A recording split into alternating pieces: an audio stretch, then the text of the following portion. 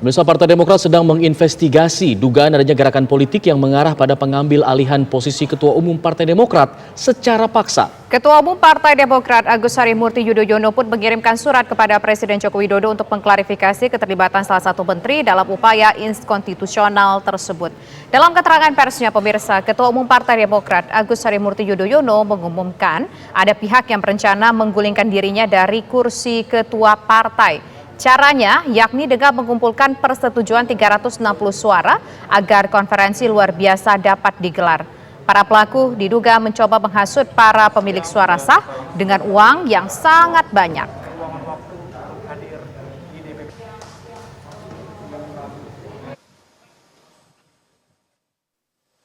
Menurut kesaksian dan testimoni banyak pihak yang kami dapatkan, gerakan ini melibatkan pejabat penting pemerintahan yang secara fungsional berada di dalam lingkar kekuasaan terdekat dengan Presiden Joko Widodo.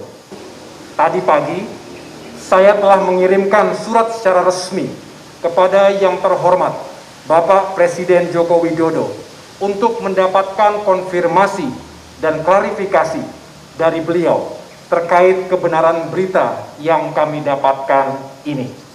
Gabungan dari pelaku gerakan ini ada 5 orang, terdiri dari 1 kader Demokrat aktif, 1 kader yang sudah 6 tahun tidak aktif, 1 mantan kader yang sudah 9 tahun diberhentikan dengan tidak hormat dari partai karena menjalani hukuman akibat korupsi, dan 1 mantan kader yang telah keluar dari partai 3 tahun yang lalu.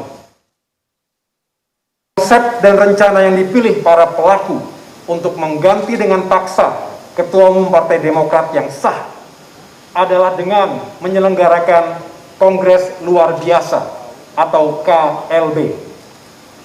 Berdasarkan penuturan saksi dalam berita acara pemeriksaan, untuk memenuhi syarat dilaksanakannya KLB, pelaku gerakan menargetkan 360 orang para pemegang suara yang harus diajak dan dipengaruhi dengan imbalan uang dalam jumlah yang besar.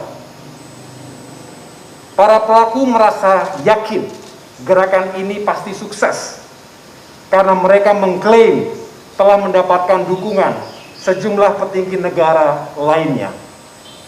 Kami masih berkeyakinan, rasanya tidak mungkin cara yang tidak beradab ini dilakukan oleh para pejabat negara yang sangat kami hormati dan yang juga telah mendapatkan kepercayaan rakyat. Kami berharap semua itu tidak benar. Tetapi kesaksian dan testimoni para kader Partai Demokrat yang dihubungi dan diajak bicara oleh para pelaku gerakan tersebut memang menyebutkan hal-hal demikian. Sebenarnya, kami sudah mencium gejala ini sejak 1 bulan yang lalu. Pada awalnya, kami menganggap persoalan ini hanyalah masalah kecil saja, urusan internal belaka. Tetapi, sejak adanya laporan keterlibatan pihak eksternal dari lingkar kekuasaan yang masuk secara beruntun pada minggu yang lalu, maka kami melakukan penyelidikan secara mendalam. Awalnya kami tidak begitu saja percaya ketika para pelapor menyebut nama tokoh yang berencana untuk mengambil alih kepemimpinan Partai Demokrat itu, mengingat posisi yang sedang ia emban saat ini dan faktor latar belakangnya. Tetapi lebih dari 8 saksi mengatakan telah bertemu langsung dengan pejabat pemerintahan itu dan mendengar secara langsung pula rencana-rencana seperti yang telah saya sampaikan sebelumnya.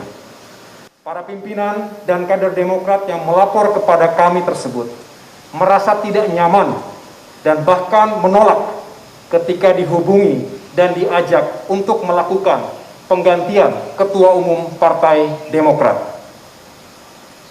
Ajakan dan permintaan dukungan untuk mengganti dengan paksa Ketua Umum Partai Demokrat tersebut dilakukan baik melalui telepon maupun pertemuan langsung. Dalam komunikasi mereka, pengambil alihan posisi Ketua Umum Partai Demokrat akan dijadikan jalan atau kendaraan bagi yang bersangkutan sebagai calon presiden dalam pemilu 2024 mendatang.